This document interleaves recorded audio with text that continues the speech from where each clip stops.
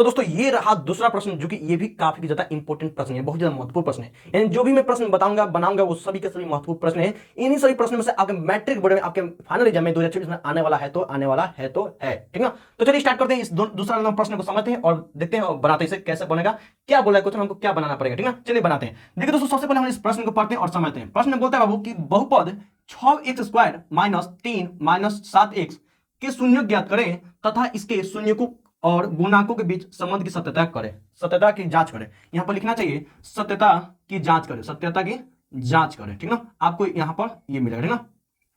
समझ आ रहा ना जी। तो इसमें प्रश्न, इस प्रश्न में बोल रहा है बाबू सबसे पहले आपको शून्य ज्ञात करना है, सबसे पहले आपको शून्य ज्ञात करना है, जो कि अभी हमको ये निकाल के आ रही है, अभी इसे हम पढ़ के आ रहे हैं, ठीक ना। चलिए, तो सबसे पहले हमको इसका शून्य ज्ञात करना है, उसके बाद से इसके शून्य को और इसके गुणांकों के बीच के संबंध की सत्यता हमको जांच भी करना है, जो कि काफी ज्यादा इंपॉर्टेंट है और बहुत ज्यादा आसान है, बहुत ज्यादा आसान है, ठीक ना। क्योंकि ये जो शून्य ज्ञात करने वाला है हम लोग तो सीख चुके हैं। चलिए इसे धाधड़ दो इतनी स्पीड में सीखेंगे, और आपको थोड़ा कम समझ में आ रहा है तो थोड़ा धीरे करके देख सकते हैं, या फिर थोड़ा भगा भगा कर पीछे में देख सकते हैं। और आपको अच्छा समझ आता है तो थोड़ा सा भगा सकते हैं, ठीक ना। चलिए अच्छा सा सबसे पहले मैं समझाता हूं, आप समझिए तो बहुत अच्छा लगेगा, ठीक ना। चलिए, यानी आपको क्या करना है, सबसे पहले आपको क्या करना है कि यहाँ पर जो बहुपद दिया है उसे बताना है। यानी कि दिया है बहुपद, बहुपद क्या दिया बाबू, तो 6x² माइनस 3 माने कि 6x माइनस 3 माइनस 7x, ठीक ना।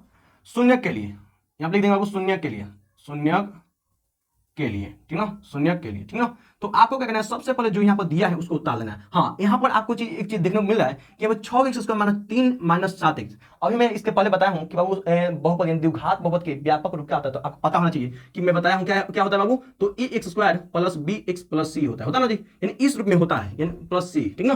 तो यानी मतलब कि जो स्क्वायर आता है पहले होता है, सबसे पहले इसे उतार लेते हैं यहाँ पर, ठीक ना। यहाँ पर 6x², हाँ, उसके बाद क्या होता है, एक्स वाला आता है, तो देख लेंगे इसमें एक्स वाला यहाँ पर नहीं दिया, यहाँ पर दिया, तो सबसे पहले यहाँ पर लिख देंगे, यानी 7x। अब उसके बाद से सी के मान, सी के मान आपको पता है जिसके साथ एक्स का मान नहीं होता है उसी को क्या बोलते हैं, वो सी के मान बोलते हैं। तो यहाँ पर देख लेंगे कि पहले स्क्वायर वाला दिया है, उसके बाद से एक्स वाला दिया है, तो एक्स वाला यहाँ पर था तो यहाँ पर कर देना, सी के मान उसके बाद से देगा। तो सी के मान वही होता है जिसके साथ एबीसीडी का कोई भी अक्षर ना हो, तो सी के मान यहाँ से नहीं रखना है, आपको लास्ट में रखना है। किसी दिक्कत, आपको क्या करना है, शून्य करना है। शून्य करने आपको पता है कि सबसे पहले हम ए और सी में गुना करते हैं, यानी ए और सी में हम गुना करते हैं। एक मान क्या बाबू, तो देखने के यहाँ पर एक मान क्या बाबू, तो 6 है, गुना करेंगे सी के मान से, सी के मान कौन होता है बाबू, जिसके साथ एबीसीडी कोई भी अक्षर ना हो, यानी 3 है, आपको चिन्ह नहीं लेना, ठीक है, ओके। तो 6 में जब 3 से गुना करेंगे कितना बाबू, तो 18 होगा ना। अब क्या करना है आपको, 18 को क्या करना है कि खंड करना है, यानी किसके किसके बारे में 18 आता है। तो शुरुआत करते हैं 1 से, तो 1 की गिनती में आता है बाबू 18, 18 में आता है ना जी। हाँ, दूसरा बाबू देखें 2 के बारे में 18 आता है जी, हाँ बिल्कुल आता है, 2 के बारे में 18 तो आता है, कितना में आता है बाबू, तो 2 के बारे में 18 9 बार में आता है। उसका 3 के बारे में 18 आता है जी, तो हाँ आपको पता होगा 3 के बारे में 18 होता है, कितना में 3 छके 18, यानी 3 के बारे में 18 बाबू कितना में आता है बाबू, तो 3 छके 18, 3 6 के बारे में, है ना जी। और बता सकते किसके बारे में 18 आता है जी, मतलब कि एक के बारे में, चाहे 18 के बारे में, चाहे 2 के बारे में, चाहे 9 के बारे में, चाहे 3 के बारे में, चाहे 6, इनके अलावा किसी किसी के भी बारे में आता है 18, तो आप लोग सब बिल्कुल भी नहीं, इन्हीं सब के बारे में 18 आ सकता है और आता है, ठीक है। यानी आपको यहाँ पे 3 जोड़ा मिला है, 3 जोड़ा मिला है। अब आपको पता है इसके बाद क्या करना है, आपको इसके बाद आपको ये करना है कि किसी तीन में से किसी एक जोड़ा को जोड़कर या फिर घटाकर आपको बीच वाला संख्या यानी x के b के मान निकालना होता है। तो b के मान इसमें कौन होता है, जिसके साथ x होता है, ठीक ना। तो देख b के मान होता है क्या, इसमें -7 आपको लाना है, यानी इन तीनों में से किसी एक को जोड़कर या फिर घटाकर आपको -7 लाना है, -7 लाना है। तो चलिए शुरू करते हैं शुरू से, ठीक ना। तो 1 को 18 को जोड़ते हैं तो क्या हो रहा है बाबू, तो 19 हो रहा है, जो कि हमको बिल्कुल भी नहीं चाहिए। और घटाते हैं तो यानी बड़कम से घटाते हैं, यानी 18 में से 1 नहीं तो कितना हो रहा है बाबू, तो 17 होता है, जो कि हमको भी नहीं है, यानी कि ये गलत है ना जी। दूसरा चेक करते हैं, 2 को और 9 को अगर जोड़ते हैं, 2 को और 9 को जोड़ते हैं तो 11 होता है, जो कि हमको नहीं चाहिए। लेकिन हम घटाते हैं, ये 9 में से जब 2 घटाते हैं तो 9 में से 2 घटाएंगे कितना बाबू, तो कितना हो रहा है, 7 हो रहा है, यानी हमको 7 मिल जा रहा है, 7 हमको मिल जा रहा है ना, यानी हमको पकड़ा गया ना, यानी 2 और 9 मिल रहा है, और घटाने पर हमको 7 आ रहा है ना जी। हाँ, अब आपको यहाँ पर ध्यान आना चाहिए, आपको यहाँ माइनस नहीं बोल रहा है, बोला ना जी। तो घटाने के लिए आपको पता है कि वो क्या प्लस होना चाहिए, वो क्या माइनस होना चाहिए। तो आपको किस में चाहिए, प्लस वाला चाहिए कि माइनस वाला चाहिए, तो हमको तो माइनस वाला चाहिए। तो माइनस वाला चाहिए तो आपको बड़का वाला संख्या क्या माइनस होना चाहिए और छोटा क्या आगे प्लस होना चाहिए, तभी ना। वो कौन बड़ा है इसमें से, प्लस वाला कि माइनस वाला, तो माइनस वाला बड़ा है। 9 में से 2 जाएगा तो बाबू कितना होगा बाबू, तो 7 हो गया, यानी -7 हमारा हो गया। अब आपको पता है कि -7 जहां है वहां पे +2 और -9 रखना है, दोनों के साथ x जोड़ देना है, कोई दिक्कत नहीं। यानी कि 6x² माइनस, हाँ ये क्या करना है बाबू, -7 की जगह क्या रखना है हमको, -7 की जगह पर हमको +2 और -9 रखना है। अब दोनों के साथ हमको x जोड़ देना है, क्योंकि इसके साथ x तो x हम जोड़ देंगे, +2x और -9x, और जो -3 है तो -3 हम ऐसे ही जोड़ देंगे, और इसके साथ हम 0 जोड़ देंगे, कोई दिक्कत नहीं, ठीक ना। यानी अब इसके बाद आप देख सकते हैं यहाँ पर कौन पद आ रहा है, तो यहाँ पर 1 2 3 4 पद आ रहा है। आपको पता है कि 2 को हम बांटते हैं, 2 ये हो गया और 2 ये हो गया। पहिलका में देखते हैं कि पहिलका में क्या क्या मिला है, पहिलका में दोनों में क्या मिला है, इसमें और इसमें क्या मिला है। तो देखिए दोनों में देखने संख्या है, दोनों में संख्या है, देख रहे कि 6 है इसमें 2 है। अगर संख्या होगा तो देखना है किसके पास में ये दोनों आता है, इन पहिलका वाला जोड़ा में देख रहे हैं कि 6 है, इसमें 2 है, तो आपको देखना है और संख्या तो आपको क्या देखना है, तो देखना है किसके पारा में 6 और 2 आता है, तो आप लिख दो के पारा में 6 और 2 आता है, तो जिसके पारा में आता है उसको यहाँ बाहर निकाल देना है। ओके, दिक्कत नहीं। और देखते हैं कि देख रहे हैं कि इसमें भी x है और इसमें भी x है, इन दोनों में x है, और आपको पता है कि जब दोनों में जो x जैसा मिलेगा आपको निकालना है, तो दोनों में x है तो x भी आपका निकलेगा, कोई दिक्कत नहीं। और क्या करना है, कोष्ट गिनना है, कोष्ट गिनना ना जी। चलिए, तो 2 के पारा में 6 कितने बार है वो, तो 3 बार में है।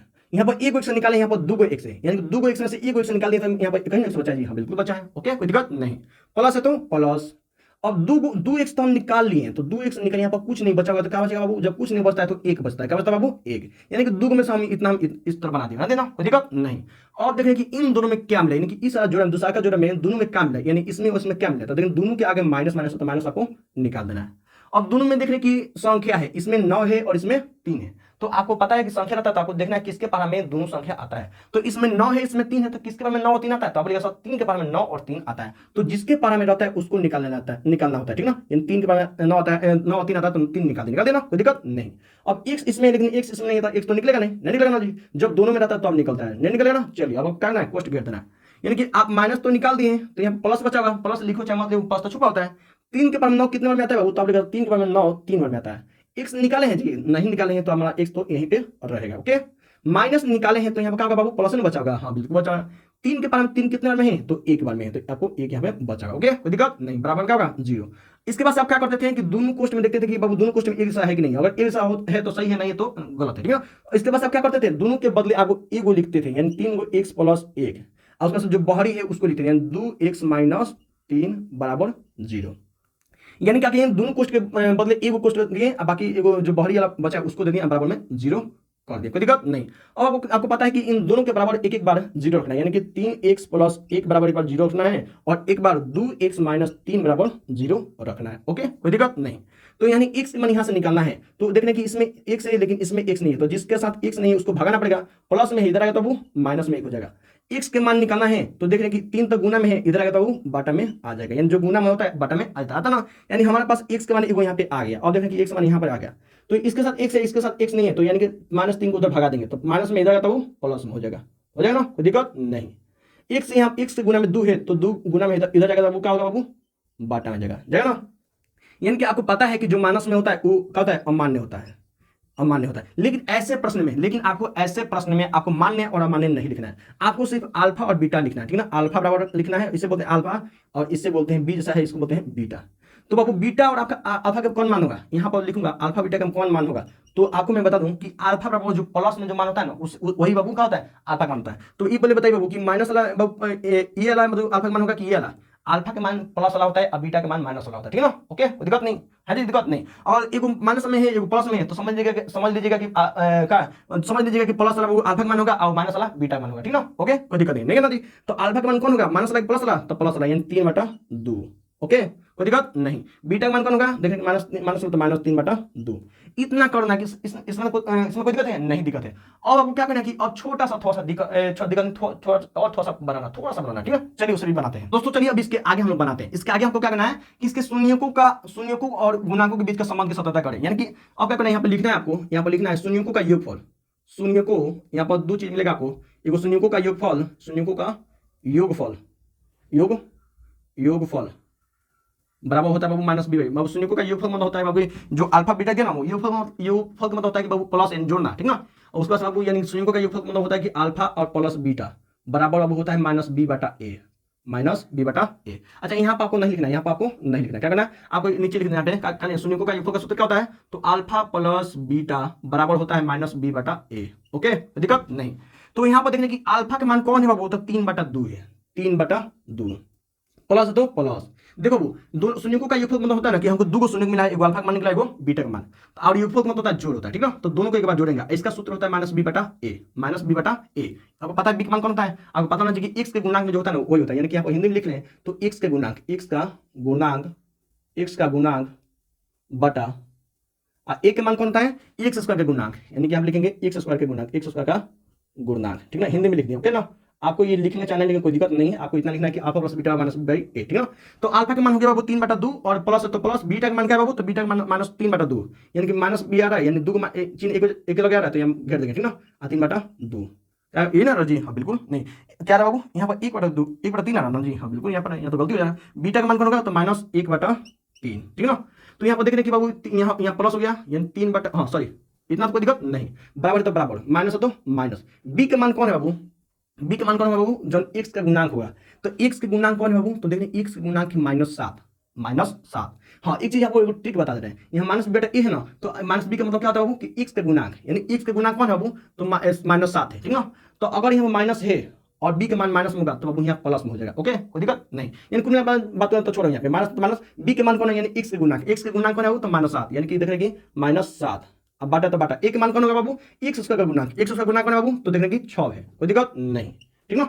चलिए यहाँ पर 3/2 है तो 3/2, दो चिन्ह है तो दो चिन्ह का गुना कर देंगे, प्लस में माइनस में गुना होता है, क्या होता है बाबू, माइनस होता है। सॉरी यहाँ पर आपको क्या करना बाबू, -1/3 करना जी, यानी -1/3, ठीक है। चलिए यानी प्लस माइनस गुना तो माइनस हो गया, 1/3 हो गया, ठीक है ना, बराबर तो बराबर, माइनस माइनस गुना करें तो प्लस हो जाएगा, प्लस लिखो चाहे मतलब कोई दिक्कत नहीं है, अच्छा ठीक है ना, कोई दिक्कत है नहीं। 2 और 3 का लघुत्तम निकालेंगे, एलसीएम निकालेंगे तो क्या होगा बाबू 6 होगा, 2 के बाद 6 कितने बार में 3 बार में, तो 3 में 3 से गुना करेगा तो 9 हो जाएगा, माइनस है तो माइनस, 3 के बाद 6 कितने बार में 2 बार में, 2 में 1 से गुना करेगा कितना होगा 2 हो जाएगा, कोई दिक्कत, 7/6 तो 7/6, 9 में से 2 जाएगा कितना बाबू 7 होगा, अब बटन क्या है 6 है, 7/6 तो 7/6, क्या आप ये बराबर है, बराबर है जी, हाँ बिल्कुल बराबर है। तो एक बार हम संयुग्मों का योगफल निकाल दिए और एक बार आपको संयुग्मों का गुणनफल निकाला, ये वो लास्ट वाला, ठीक है ना, आपको इतना ध्यान रखना, ठीक है दोस्तों। अब हम निकालेंगे संयुग्मों का गुणनफल, इससे पहले हम संयुग्मों का योगफल निकाले थे, अब हम लोग गुणनफल निकालेंगे। गुणनफल में क्या होता है कि जो बाबू शून्य के जो निकाले ना अल्फा बीटा का मान, उसमें गुणनफल मतलब क्या गुना होता है, यानी अल्फा और बीटा में गुना होगा, और इसका सूत्र होता है C/A, C/A, कोई दिक्कत नहीं।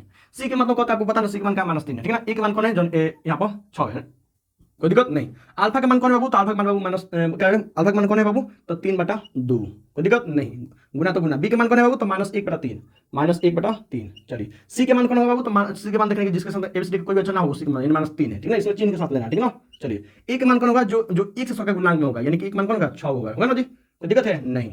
हाँ अब देखें कि ये तो बाटा पे गुना हो गया, लेकिन 3 से देख रहे हैं कट जा रहा है, बड़ा गुना ना जी, हाँ बिल्कुल, -1 है तो -1, नीचे 2 है तो नीचे 2 बराबर, या 3 से 6 कट रहा है, हाँ कट रहा है, यानी कि -1/2 हमारा ये भी बराबर आ गया। हम अब हमारा यहाँ पर सत्यापित लिख सकते हैं, सत्यापित हो गया, यहाँ पर लिख सकते हैं सत्यापित, और उसको ऐसे एकदम मार दो, कहानी खत्म, तो दिक्कत नहीं। आपको ये दूसरा प्रश्न आपको ऐसा बनना है। तीसरा प्रश्न बहुत ज्यादा इंपॉर्टेंट है, बहुत ज्यादा इंपॉर्टेंट, ठीक ना, और बहुत आसान भी, एकदम आसान छोटा प्रश्न है, ठीक ना। चलिए उसे भी तीसरा प्रश्न हम बना लेते हैं।